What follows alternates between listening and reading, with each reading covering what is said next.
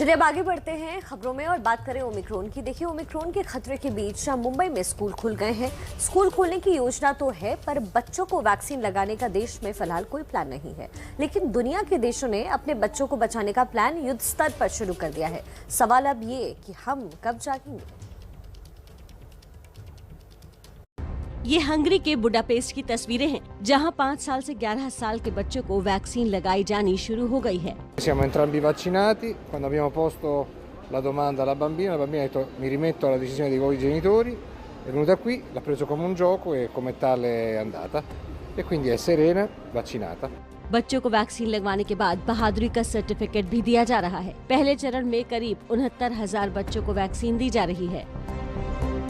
कुछ ऐसी ही तस्वीरें इटली से भी सामने आई हैं। यहाँ भी 5 से 11 साल के बच्चों का वैक्सीनेशन शुरू हो गया है। È un momento molto importante perché attraverso questa vaccinazione potremo mettere in sicurezza un altro dei target della campagna vaccinale, i nostri bambini, per impedire loro di avere tutte le complicanze che sono proprie del Covid, ovvero impedire sia, delle manifestazioni.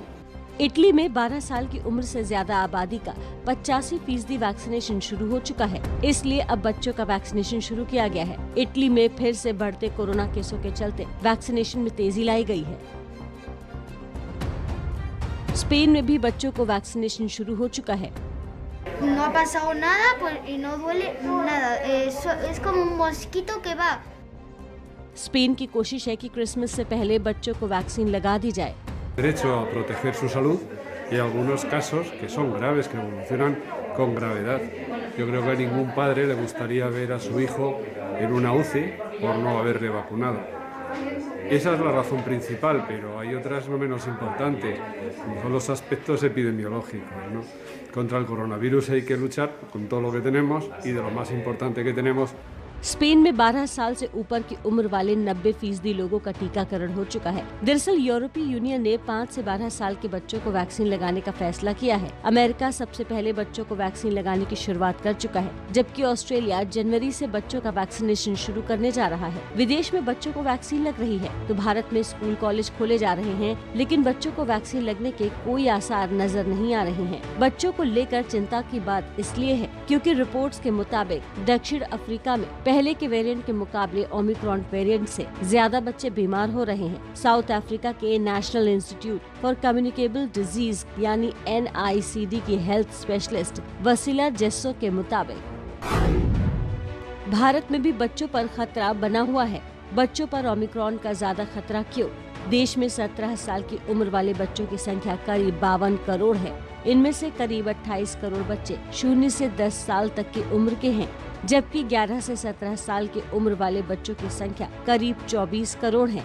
अगर school जाने वाले बच्चों की बात करें तो ये संख्या करीब 25 करोड़ है और यही चिंता की सबसे बड़ी वजह है। देश के करीब हर राज्य में स्कूल खुल चुके हैं, बच्चों का स्कूल जाना शुरू हो चुका है। कोरोना प्रोटोकॉल का पालन भी किया जा रहा है, लेकिन ओमिक्रॉन ने खतरा तो बढ़ा ही दिया है। भारत ने भी जायडस कैडिला की वैक्सीन ज़ायकोव डी को 12 साल से ज्यादा उम्र के बच्चों को लगाने की अनुमति दी है, लेकिन पिछले महीने ही 1 करोड़ डोज का ऑर्डर भी दिया गया था, लेकिन अब तक भारत में टीकाकरण शुरू नहीं हुआ है।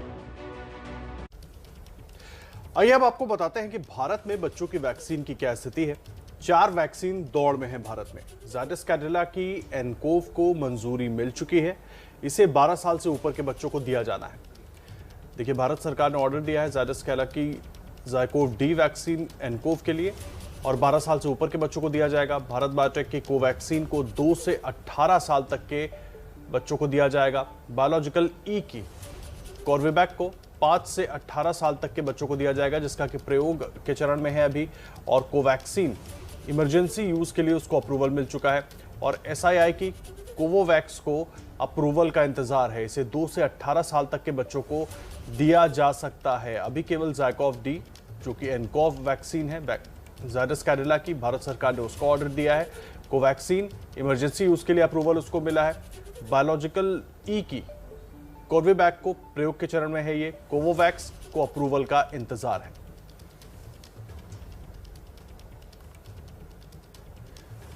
और देखिए, दुनिया भर में बच्चों को वैक्सीन किस तरह से दी जा रही है उसकी बात अगर करें तो फाइजर बायोटेक 5 साल से ऊपर के बच्चों के लिए वैक्सीन बना रही है। वैक्सीन अमेरिका और यूरोप में लगनी शुरू हो गई है। मॉडर्ना की जो वैक्सीन है वो 12 से 17 साल तक के बच्चों के लिए तैयार की गई है। बच्चों पर इसके ठीक असर का दावा किया जा रहा है। स्पुतनिक वी का ट्रायल 12 से 17 साल के बच्चों पर जारी है।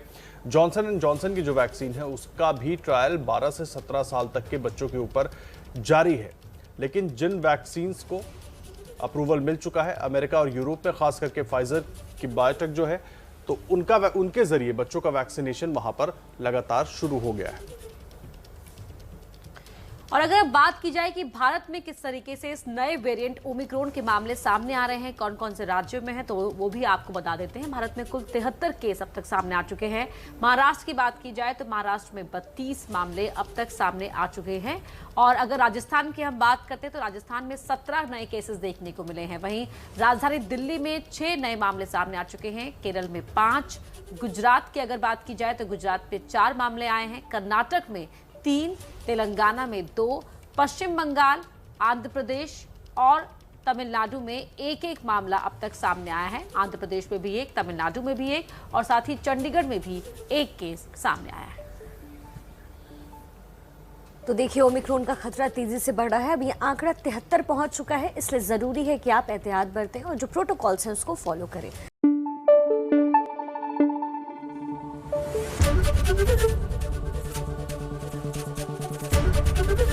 एबीपी न्यूज आपको रखे आगे।